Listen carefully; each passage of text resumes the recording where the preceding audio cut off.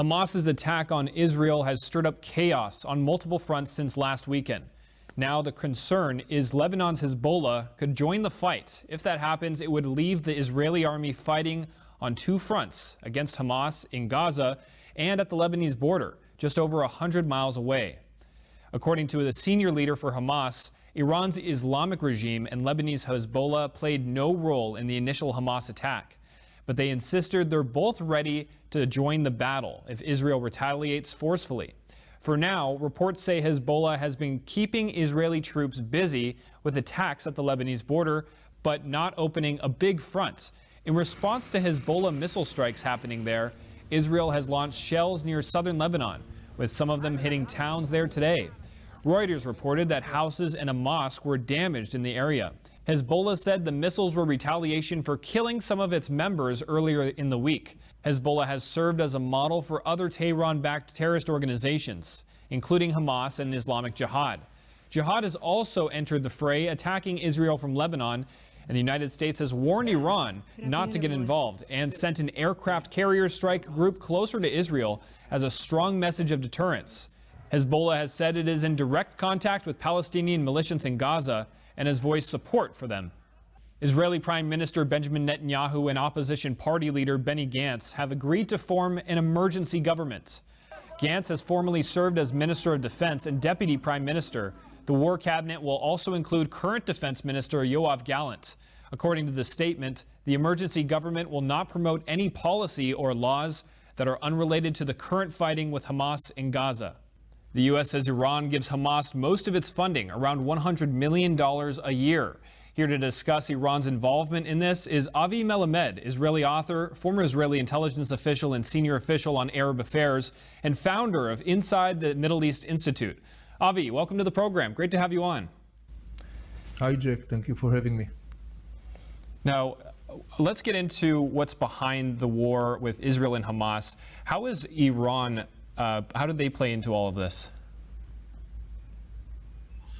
Well, Jack, the Iranian regime is advancing an hegemonic vision that is called the Shiite Crescent. And as part of this plan, the Iranian regime has been building, mastering, arming, financing arrays of armies of terror across the Middle East, starting in Yemen and Iraq, Syria, Lebanon, Gaza Strip.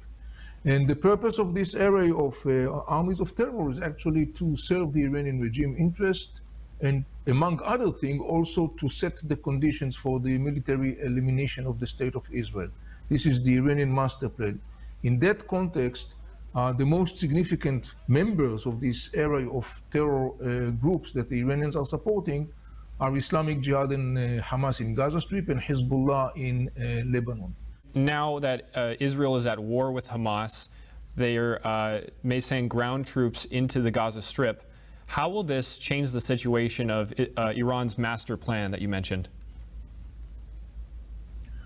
Well, as long as Iran has the ability to continue and to manipulate Gaza Strip using Hamas and Islamic Jihad to perpetuate the Israeli-Palestinian conflict, as long as the Iranian has the ability to fuel the flames, that is serving the Iranian regime. This is good news for them. This is bad news for the region, and particularly bad news for Israelis and Palestinians. So if we want to intercept this Iranian plan, the must condition is to eliminate Hamas and Islamic Jihad military capacities, meaning that they will be no longer players that could dictate, as they did up until now, that they could dictate their will, their interest, or in other words, the Iranian interest upon Israelis and Palestinians. Why would the absence of Hamas be good for Palestinians? You know, Jack, this is a great question, and it basically touches something that not so many people, I think, in the West are familiar with. There is a lot of criticism in the Arab world and within the Palestinians in Gaza Strip over Hamas. Remember, Hamas took over Gaza Strip in 2007 after conducting a violent coup, terminating the rule of its own brothers, the Palestinian Authority. And since 2007, Hamas in the service of the Iranian regime, as I have explained before. Hamas dragged Gaza Strip, and Islamic Jihad as well, they dragged Gaza Strip time and time again into these repeating military rounds with Israel, resulting in destruction, death, despair, dead-end street in Gaza Strip. And more people in the Arab world, more and more Palestinians in Gaza are saying to Hamas for years, you are dragging Gaza to hell in the service of the Iranians. You are taking us to a dead-end street. So there is a lot of anger, there is a lot of criticism. Many factors in the Arab world simply loathe Hamas. It's an interesting perspective. And now, Avi, do you have any final thoughts for our audience as we close here?